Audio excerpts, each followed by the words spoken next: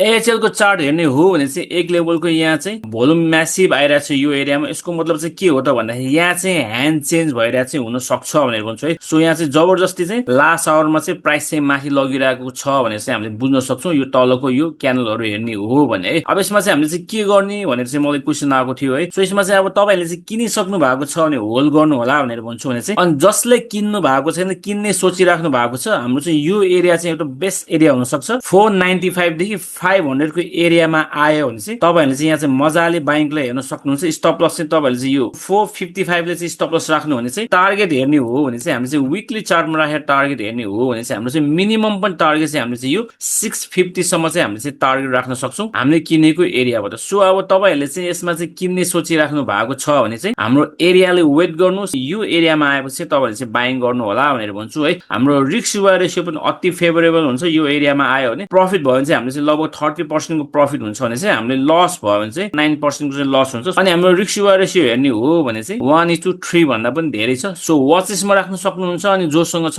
Hold गर्नु होला भनेर भन्छु।